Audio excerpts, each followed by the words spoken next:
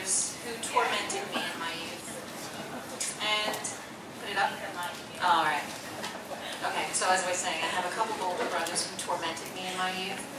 And I don't blame them, really, I don't.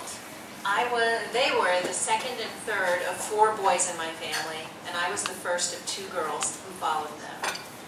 My parents made it very clear that they always wanted a girl, and I remember as a child hearing about how hard they tried. At the time, I didn't realize they were telling us how much sex they had. Ew! But there were a lot of pregnancies, 13 in all. And when I was born, the doctor cried and said, "Now will you stop?" The nurses reportedly smirked that they were either very good Catholics or very frisky Protestants.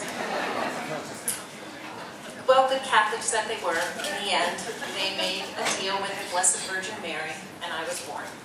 It's no coincidence that she and I share a first name.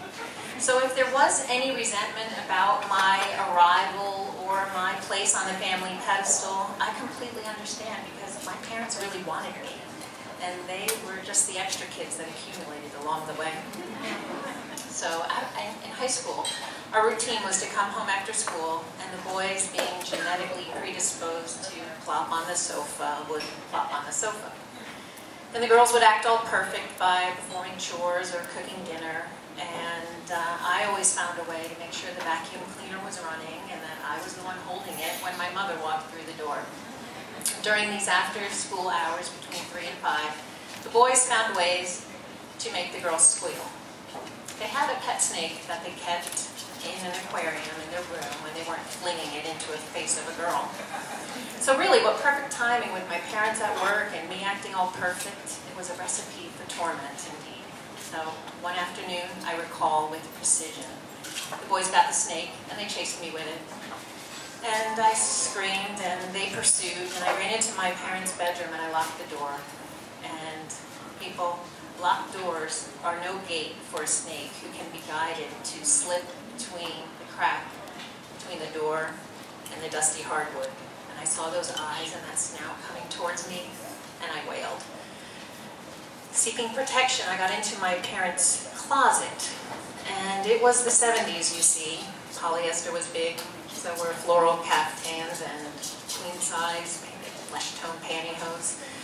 The closet smelled like the crotch of a Playtex girdle ticking towards the 18th hour. And I was in there with hangers clattering and my face blazing and chiffon getting stuck in my nose, just sitting there on her shoes, waiting for the snake to find its way to me. People, I have no idea what happened after that, but I do chalk it up to one of the most traumatic experiences of my childhood. I have no idea if I ever told on them. If I did, I'm sure someone thought it was funny.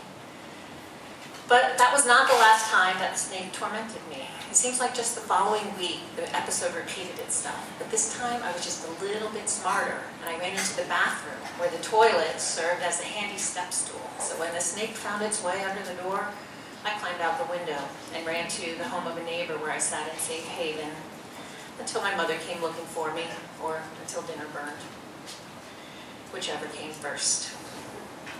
The neighbor who protected me was Mina, a lovely Spanish woman who was like a grandmother to me. Actually, she was more than a grandmother. She was my best friend, and I was her buddy. And during those after-school hours between 3 and 5, I was learning to speak Spanish, and I was learning to sew.